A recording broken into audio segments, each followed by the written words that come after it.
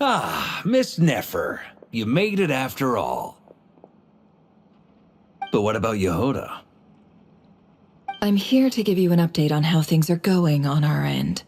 Once this is over, I'll be heading straight back to continue my work. I left Yehoda back at the curatorium to watch over things while I'm gone. Huh. So much for just this once. Shh! Not so loud! We're on a roll here! What if she remembers and suddenly decides to back out?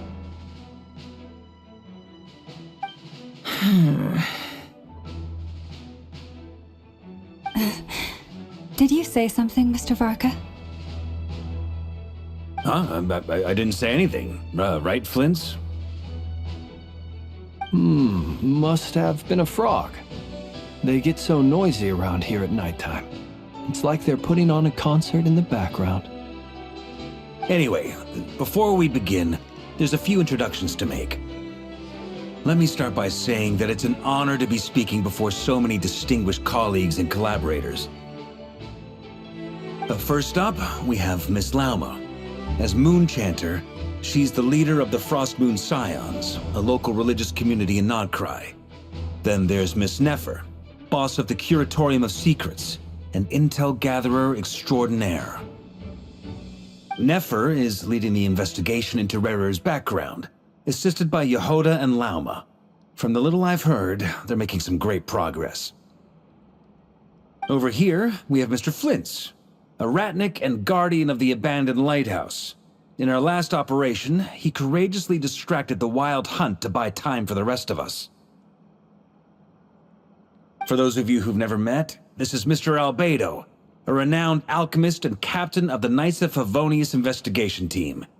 By his side is a new face for us all, myself included, Mr. Durin, who has come to lend his aid. Next up, we have the Moon Maiden and former Fatui Harbinger, Miss Columbina. Then we have the Traveler, who's earned more titles than I could possibly hope to list out, so I'll spare you the rundown. And Paimon, the ultimate travel companion and quite possibly the best guide in all of Tevat. Wow! That's a lot of people! Great turnout! Miss Nefer, it looks like you might have another job coming your way, so, congratulations on the booming business, I guess. You think I haven't got enough on my hands as it is? Who's looking for me now? That would be me, Miss Nefer. I have a commission for you. And you are? Who I am doesn't matter right now. What does matter is that I'd like you to gather more intelligence about the Recher of Solnari. Well, it's not as if we never take on anonymous commissions. But in your case, I'll have to decline. I'm gonna take a wild guess and say your job's probably more hassle than it's worth. Something about you seems like bad news. It's my eyes, isn't it? Conrian, I assume. And what's with the mask? Are you trying to hide your identity? In any case, the fact that you're even still alive raises an awful lot of questions for me.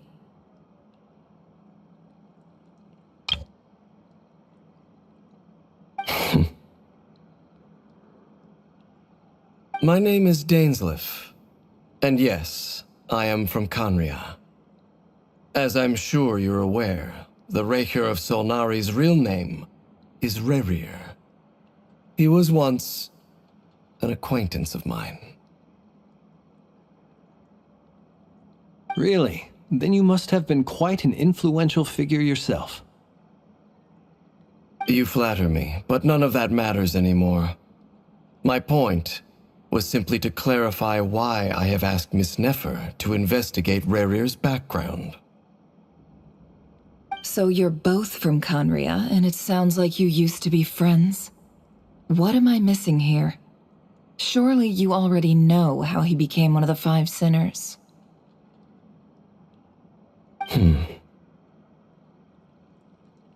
I'll tell you everything I know. The history of Khaenri'ah, the names and identities of the five sinners. I remember it all like it was yesterday. I have never spoken openly of this before, but the truth was exactly as people say. The five sinners were each driven by their own desires, and it was by playing upon these that the Abyss tempted them to their fall, tearing Khaenri'ah apart in the process. The visionary, Vedifenir, who wished to foretell the future. The wise, Haroptatir, who sought limitless knowledge. Gold, Rhindaughter, who desired to create life. The foul, Surtalogi, who pursued supreme strength. And last, but not least, Raker of Solnari, Rerir, Ravager of the Moon. Of the five, Rerir is the only one who remains a mystery to me.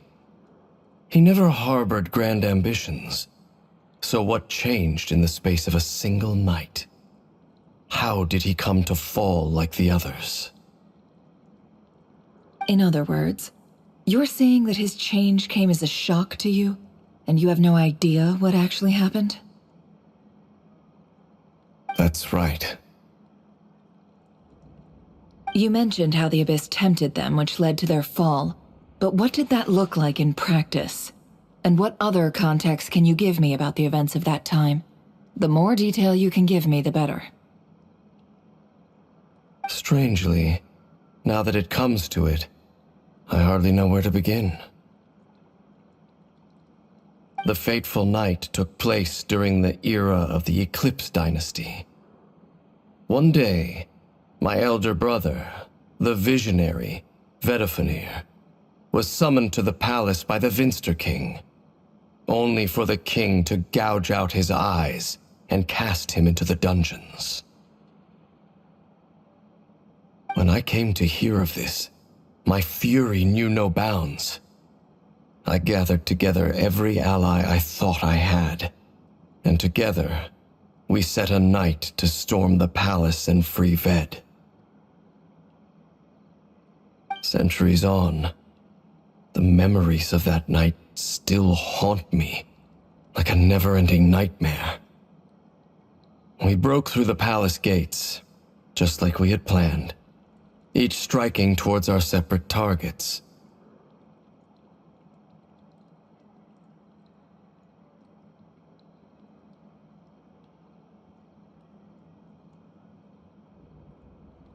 But then, I was betrayed.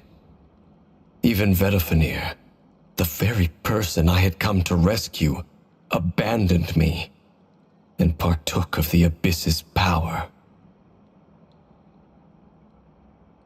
So, it's personal after all. Then tell me, Mr. Dainsleif, what price are you willing to pay? You, of all people, must know that nothing comes for free.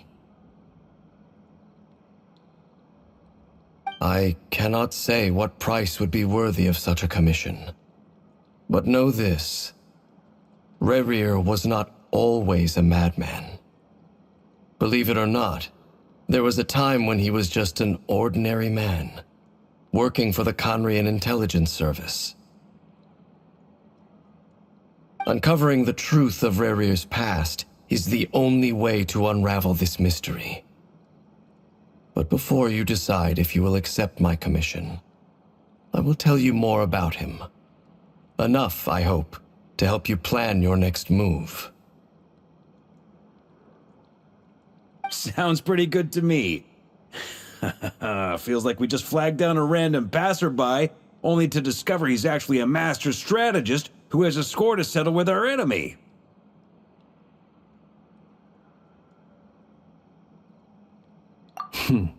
Can I borrow your halo?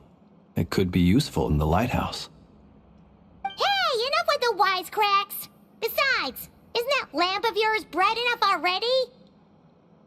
Relax. It was meant to be a compliment.